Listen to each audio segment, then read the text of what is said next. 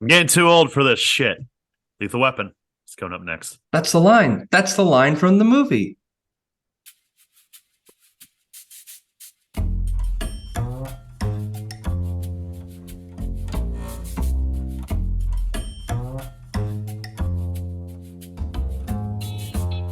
Haven't seen it with Tim Sestito and Tommy Tevenay.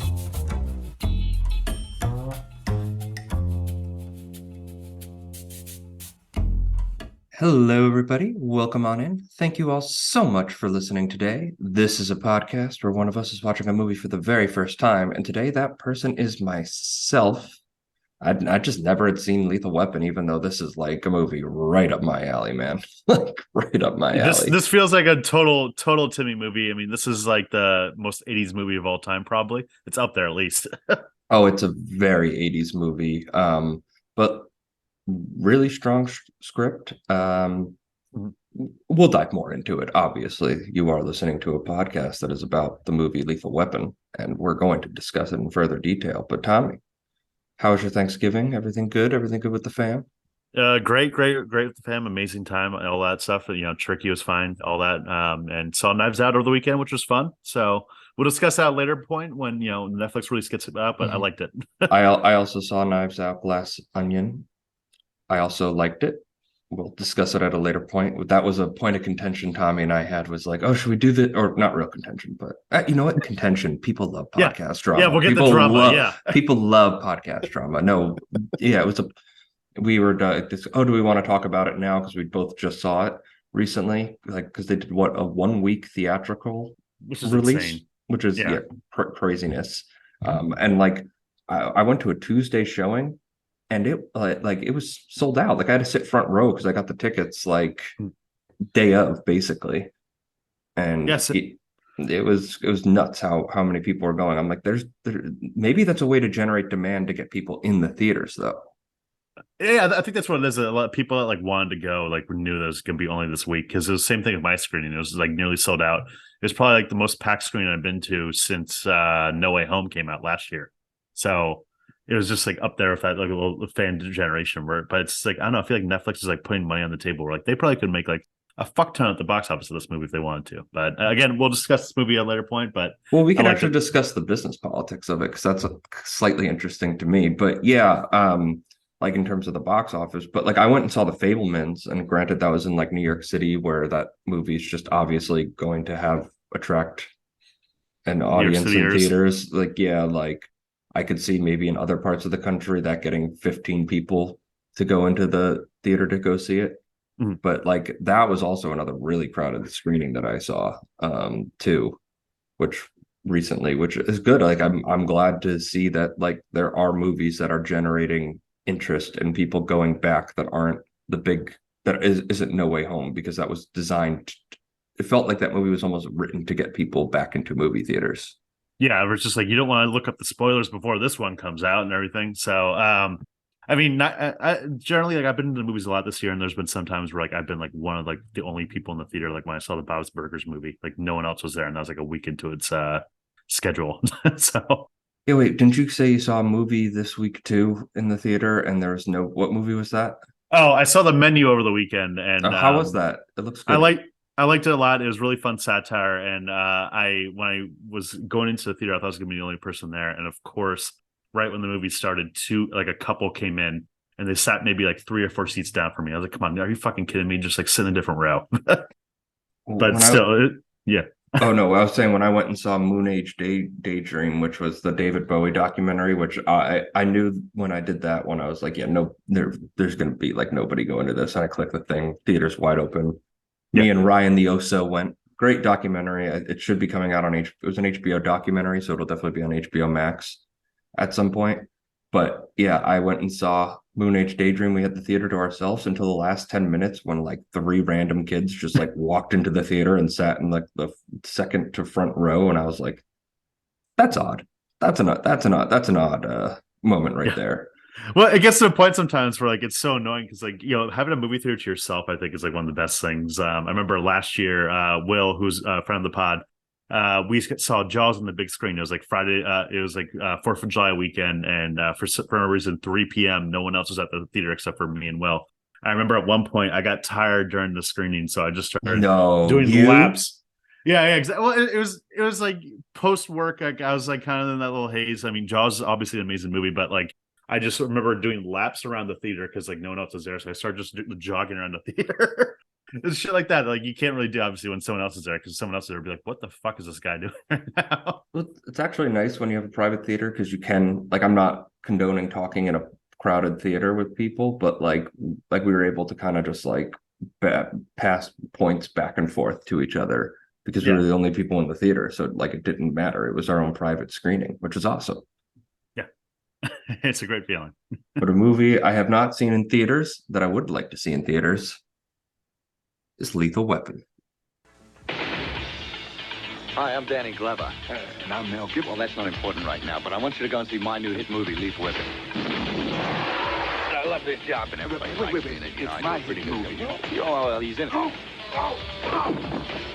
Raj, meet your new partner. Yes, danger, excitement, Yeah, bad guys. and good guys. We're the good guys. Mel Gibson, Danny Glover, Lethal Weapon, rated R. Now playing at a theater near you. Insert Kanye West joke here. Yeah. This is Lethal Weapon, starring Danny Glover as Sergeant Roger Murtaugh. And Tommy, he's getting too old for this shit. Tommy, if we were better at like technology and stuff and like had the video stuff, I would have to add like a counter for every time we end up saying that line in this podcast because like Yeah. it's easily the most famous part of this movie, right? Like that has to be Yeah. the one thing that has lasted since, and it's nearly what is this 35th anniversary of Lethal Yeah, Weapon? 35th anniversary. This came out in March of '87. So almost 36 at this point. But yeah, so Too Old for the Shit is probably the best part of this. So, by the way, I want to mention that TV trailer. I don't think I've ever heard Mel Gibson speak in his like natural Australian accent. That was bizarre right there. Yeah, when I clicked that one, because obviously I spend all the time in the world finding these TV spots. I definitely don't click the first link that says 30 seconds and just hit download without listening. Definitely don't do that. And yeah, I like I was like, oh, what the heck? Like it just doesn't. It sounds because like everything he does, and like when you're familiar with him acting as an American, like he rarely uses the accent. Oh, yeah, exactly. I mean, this probably was like one of his like first like big movies. I mean, after the Mad Max movies, obviously, and everything. I'm looking right now. He was starting to get like pretty big. Like, he had the 3 Mad Max movies already come out, and then this is his first like franchise after Mad Max. So Lethal Weapon was right there. He was apparently almost up for the role of Die Hard. Apparently, Bruce Willis was up for the role of Riggs, and he was up for the role of John McClane in Die Hard. And I kind of think it worked out the best way possible. Definitely. Yeah. I don't like Riggs needs that like crazy intensity, which Mel Gibson throughout the course of his career, mostly in his personal life, we've kind of come to the conclusion that like he's not really acting in that sense. Yeah. And Bruce and like John McClane needs that charm and like that lightness to him, kind of wit to the character that I think Bruce Willis pulls off flawlessly in Die Hard 1. Mhm. So yeah, I would say it worked out for the best. Yeah, I think that those two movies are actually kind of like an interesting pairing because, first of all, Joel Silver produced both movies, Lethal Weapon and Die Hard. And Lethal Weapon doesn't get brought up as much in the conversation of, is this an actual Christmas movie? Which I think this is a Christmas movie. This is more of a Christmas movie than Die Hard. Like Yeah, that's for sure. What does it open up with? It opens up with like Jingle Bells Rock or whatever. Yeah, Jingle Bell Rock. That's what it was. Yeah, like and they say Merry Christmas. Like the movie ends with Riggs walking into Murtaugh's house for Christmas dinner, bringing the dog in, getting the whole family together. Like when he said, like, I got somebody I got to bring in, I thought it was just going to be like prostitute. I thought that would have been hilarious. Amazing. Well, it's just like, there's like so many of the classic Christmas scenes in Lethal Weapon, almost where it's just like the one scene where it's Riggs getting dinner with Martin's family, Murdoch's family, or just almost the Christmas movie cliche of like, this is what you're missing out on, family right here. So, I mean, this movie does a really good job of contrasting. Where Die Hard, I feel like, is more of a backdrop of Christmas. I still consider that a Christmas movie, though. But Which one would you say you prefer? I don't know, honestly. I think they're both excellent. I think Die Hard has the better villain. Yeah. And I think that's what makes it work. And then this has like much more of a true buddy cop nature to it than Die Hard. Die Hard is just Bruce Willis in the tower. With I'm blanking on the actor's name who plays the cop who couldn't shoot. Winslow. Yeah. Winslow, yeah. From the radio comm, but he's like everybody except for Bruce Willis and Alan Rickman are kind of ancillary characters in Die Hard. And like this movie is defined by the relationship between Riggs and Murtaugh. Like that is essential to the movie. And Riggs is suicidal. That's like the nice twist to this movie, or like the thing that grounds it in reality to what gives Riggs like this edge, this crazy edge. He was, a special ops Vietnam vet, crazy gun. I love the scene where they're at the shooting range and Murtaugh's like, look, I still got it. And he like fires one and it's like, far away or whatever. Yeah. Gibson then pushes the sheet, pushes it all the way back and fires off like a smiley face. I'm like, yeah, there you go. Like I knew it was coming and it was still awesome. It is like a buddy cop, but it's also almost like plays out like almost like a romantic comedy where it's just you see these two characters and like these two different contrasting stuff.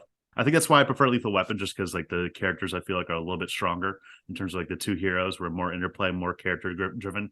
Like the beginning of the movie has the contrast of Murtaugh, with his family having a great time and all this stuff, and then we cut to Mel Gibson Riggs in his house by himself, like about to put a bullet in it. His trailer, yeah, that's like the most powerful part of the scene of the movie, is that it takes 5 minutes to show like this man is really suicidal, and like him staring at his ex-wife's grave. I would say the most unrealistic part of this movie is that he goes to visit her grave at the end of the movie and it's raining. And it's like they're in Los Angeles.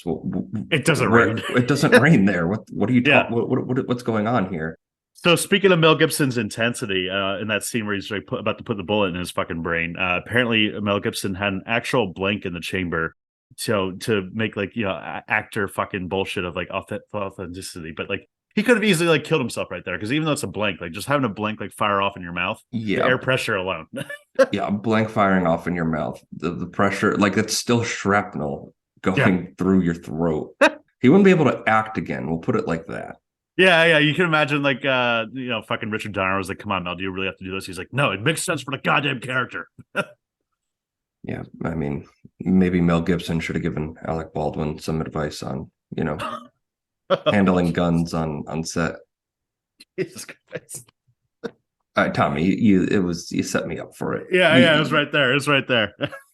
It was right there. Yeah.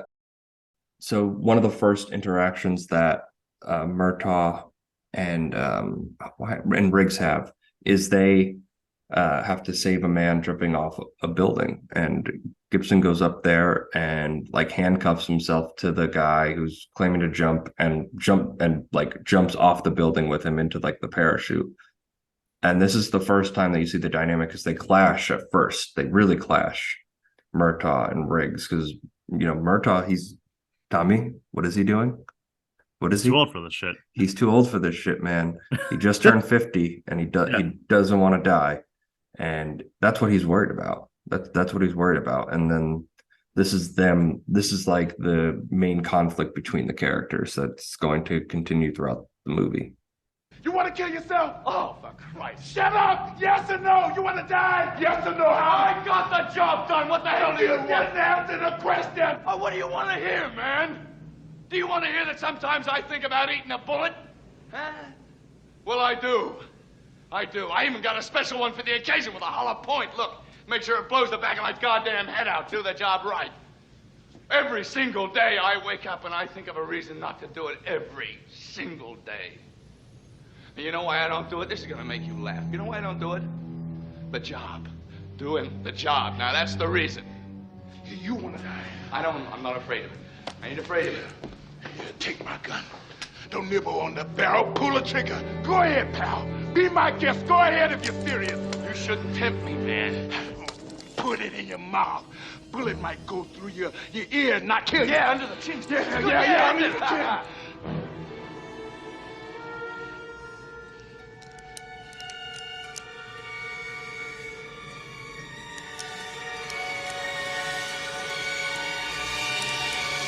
Ow! You're not trying to draw a psycho picture. You really are crazy.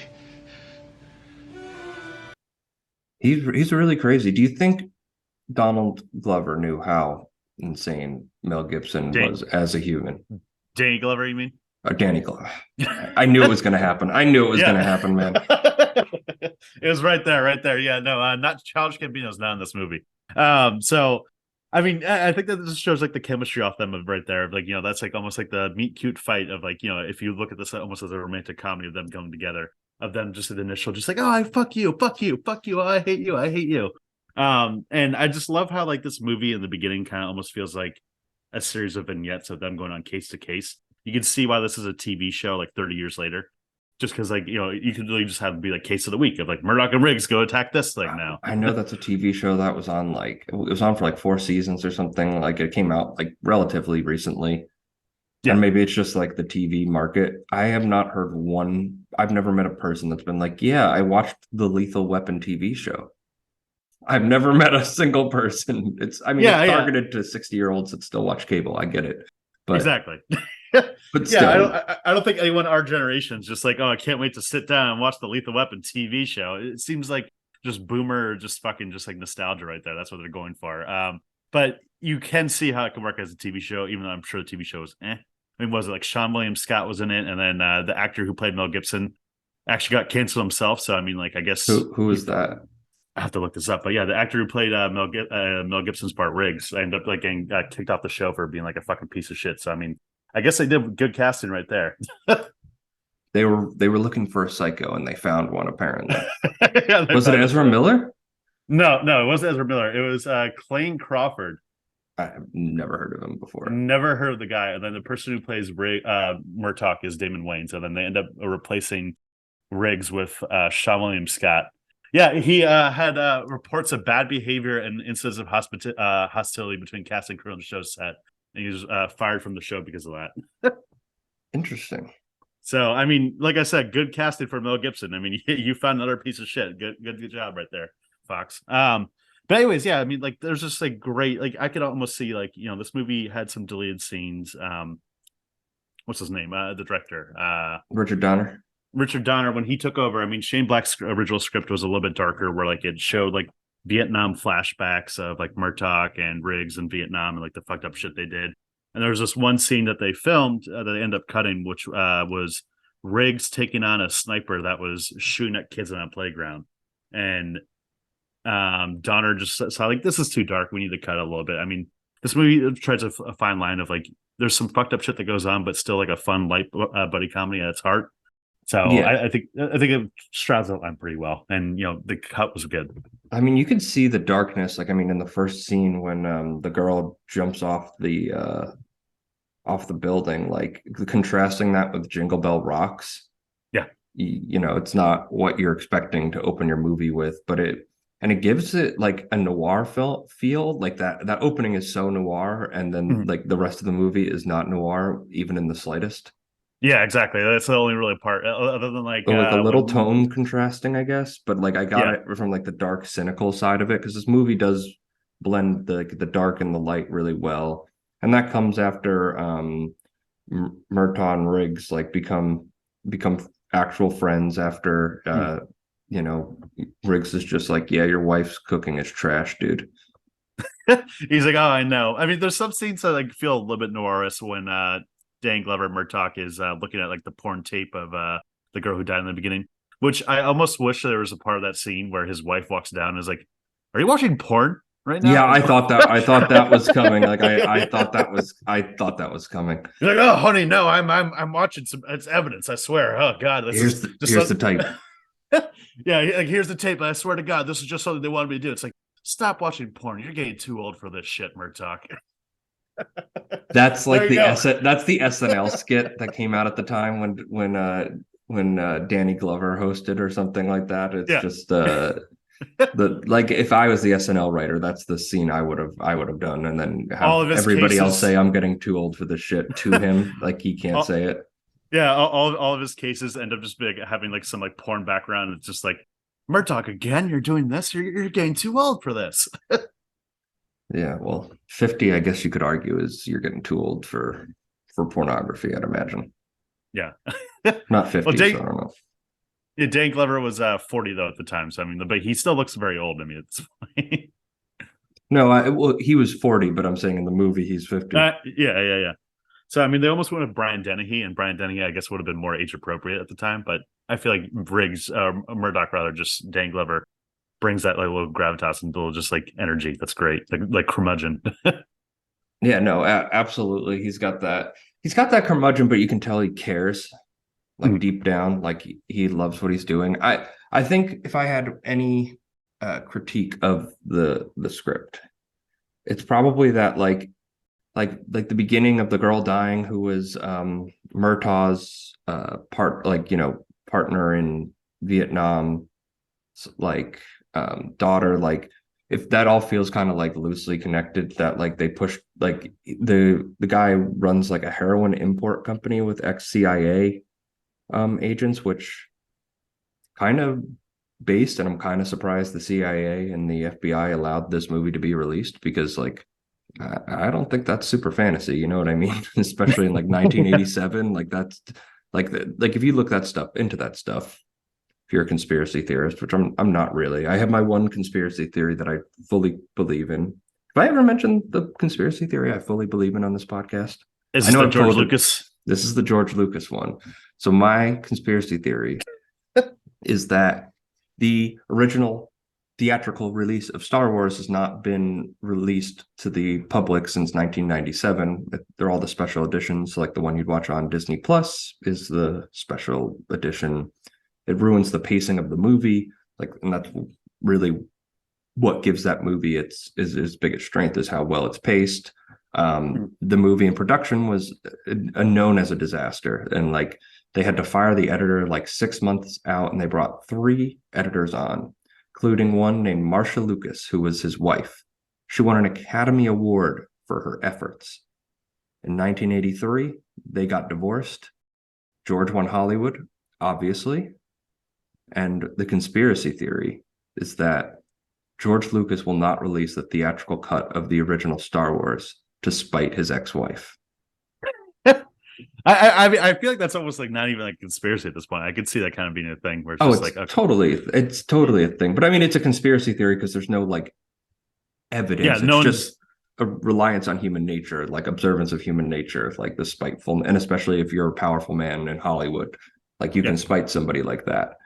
So that's my original, that's my conspiracy theory that I have, because like I believe in like that film preservation, like, and the other part of it that you can add on to it is that George Lucas made a big deal to Congress when like Turner Broadcasting, started making all these cable channels. They wanted to take old black and white movies and they wanted to colorize them. Like It's a Wonderful Life, there's a colorized version of it. Do not watch the colorized version. Please watch the black and white version, Tommy. Okay. When we end up doing It's a Wonderful Life. He went to Congress, and there's now the Library of Congress has films that get added into the Library of Congress. Star Wars was in the initial class. George Lucas never submitted a film reel. This was in like 1994. He finally gave a film reel of the special edition 3 years later. Oh, that douche. Well, I mean, speaking of editing, to bring back to like Lethal Weapon, the first draft of the script apparently had an ending that would have been like the most 80s thing ever. It was going to have a chase scene where there's helicopters and a trailer truck full of cocaine that explodes all over the Hollywood Hills, with cocaine snowing over the Hollywood sign. And like, that would have made this movie like a fucking even better. Just imagine the pure 80s-ness of this, because you already feel the coke energy from like all the movie to begin with. Well, Mel Gibson had to have been on cocaine. Either he's just naturally a psychopath, or he was on a lot of cocaine during this. I mean, you always hear about like the Blues Brother having like a cocaine budget, but like I wouldn't be shocked if you hear that about Lethal Weapon too, because like even the opening of this movie is just like a 80s coke-filled death right there. Yeah, no. What was it? like Blues Brothers fame because that's we're gonna cut. You've never seen Blues Brothers, right? I've seen. I don't Parts think I've of seen it it all the way through. counts for the podcast because we make the rules and it doesn't matter. Yeah. Yeah. Yeah, Belushi would like go on coke benders and just leave the set and like wander the studio streets and be like knock on the door and be like, you know who I am, I need a couch to sleep on, and just like go sleep on random people's couches. It's a fucking power move. That's what that is. Like you just go ransack a fridge and just sleep. It's like, man, Bluto, he's really just was Bluto from Animal House, huh? Yeah.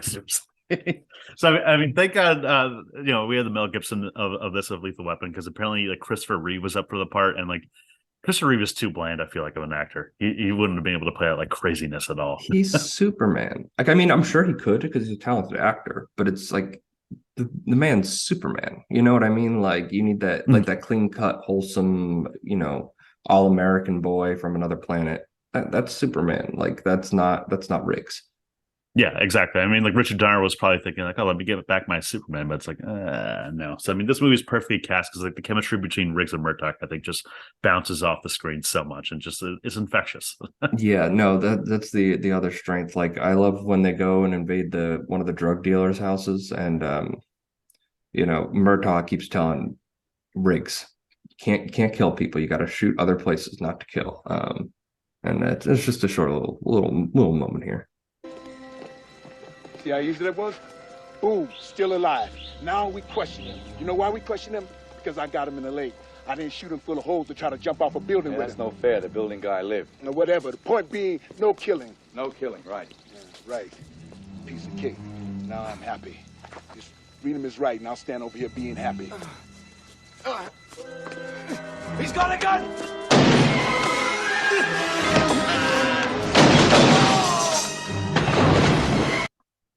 And then what does Riggs do? He kills him to save his life. And like that's the other but that's like the other under like this movie's theme, thematically is about just building trust between the two men, and like when to use lethal force and when not to use lethal force. Like those are kind of like the overarching themes of the movie.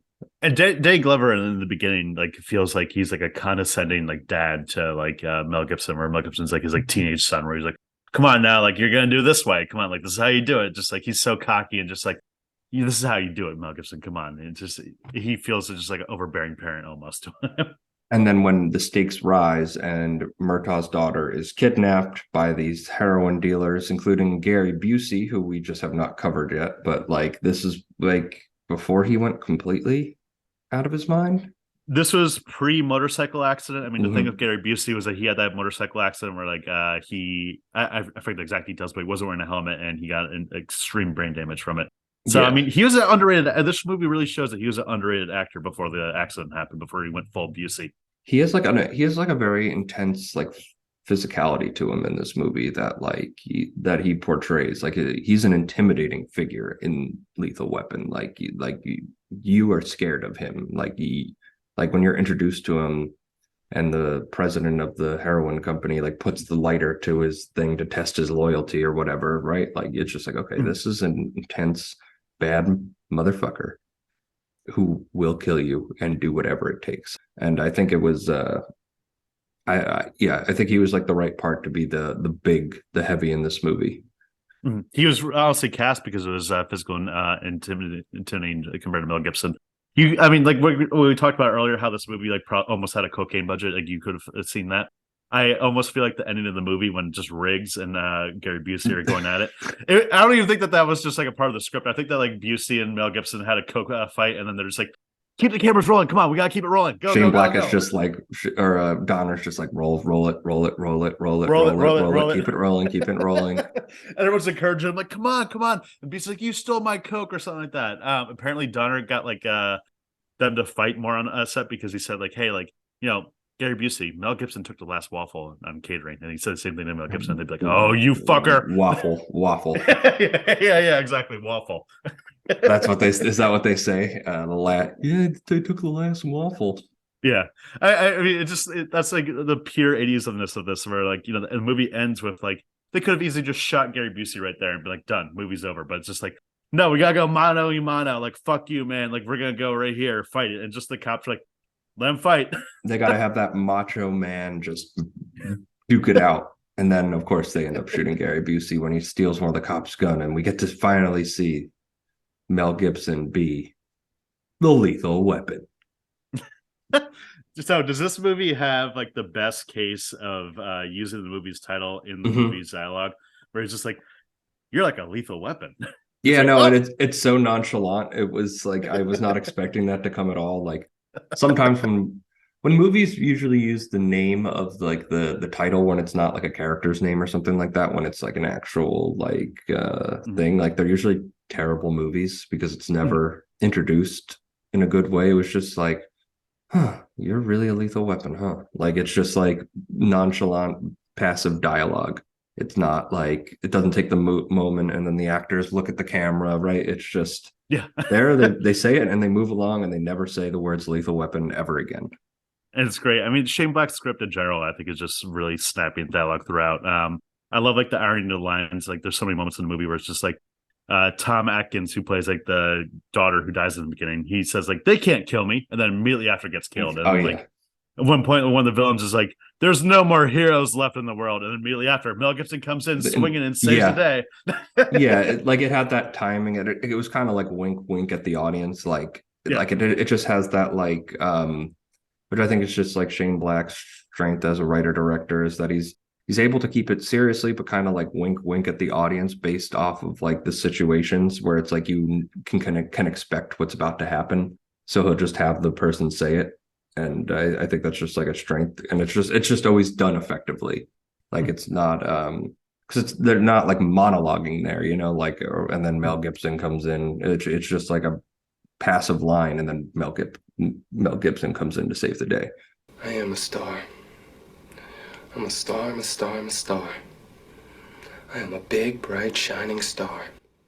So, Tommy, who is the star of Lethal Weapon? I almost wish he could make it like a co-star thing with Murtaugh and Riggs, like Danny Glover and Mel Gibson. But if I had to choose one, it'd be Mel Gibson. He has the showiest performance, and he just like comes up the screen. And there's a reason why his career went up a whole other tier after this movie. Yeah, well, I listen. I know it's Mel Gibson because it's just like the star power. He was an A-lister for a decade until well, he kind of got in his own way a little bit there, but he was great. But I thought Danny Glover gave the better performance. Like I really loved his performance as Murtaugh. Like and he's the one that you're going to relate to more in this movie, the family man. That's just getting too old for this shit, man. I mean, I'm almost 30. Like, I feel that shit, man. I feel that. Oh, I'm just getting too old for this shit. Yeah, he has the more understated performance. I feel like it's less showy, but I think it's just a good contrasting note between the two, where Mel Gibson's just like probably on coke during the majority of the movie, for being real. Yeah, definitely. And Mel Gibson is also all cocaine use that was done on Lethal Weapon that we're talking about. It's all alleged. Yeah. Warner We don't know Brothers, shit. Warner Brothers lawyers, we don't know anything. Mel Gibson's lawyers, this is all allegedly. Yeah. I know you're listening, obviously, Of course. definitely listening to our podcast. Yeah, so I just wanted to say, because we've done a lot of cocaine mentioning, and I was like, oh, maybe we should just tag an alleged on there. Allegedly, yeah. It's like Tom Cruise, the Scientology thing. It's all alleged, man. It's wink, wink. It's all allegedly. Yeah. I don't know.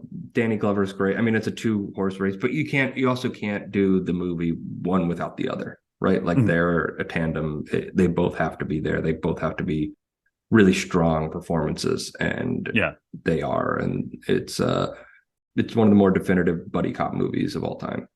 There's a reason why there's like 3 sequels to this movie, and they're apparently making a 5th one. So, I mean, who knows how that's going to go? But are they keeping the same? They're bringing Mel back.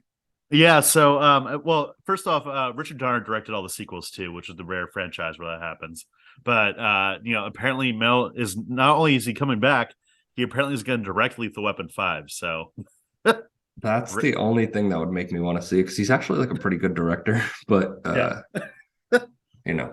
just looking at the artist, not artist's work, not the artist himself, right? Yeah, exactly. Are you ready, comedy partner? Waka waka. So, Tommy, would Lethal Weapon work as a Muppet adaptation?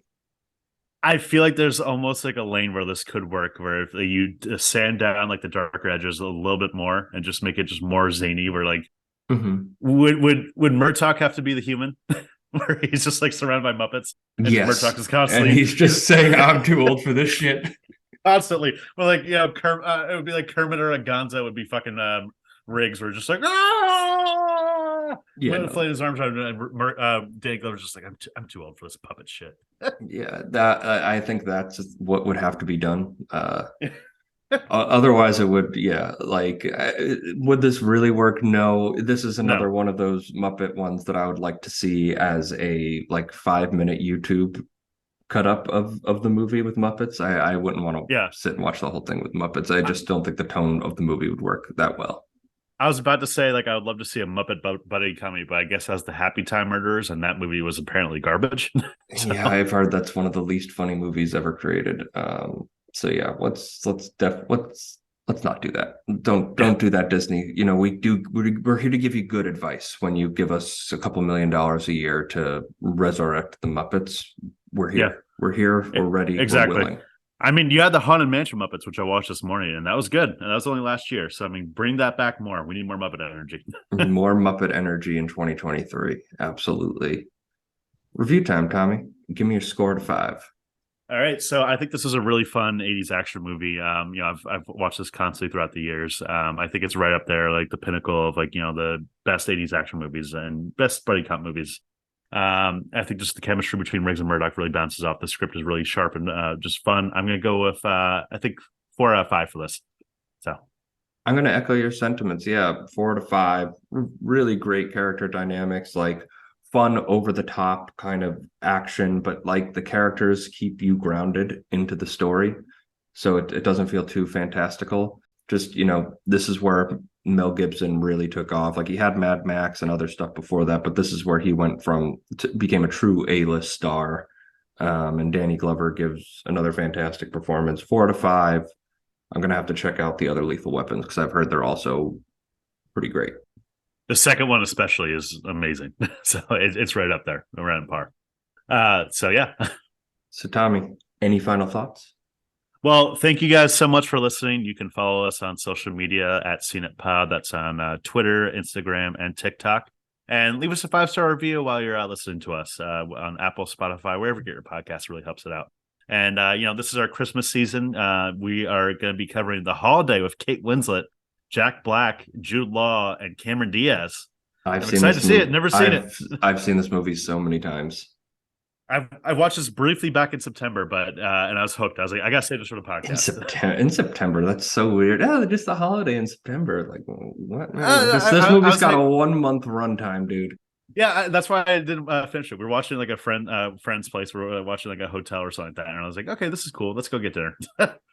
So the holiday next week.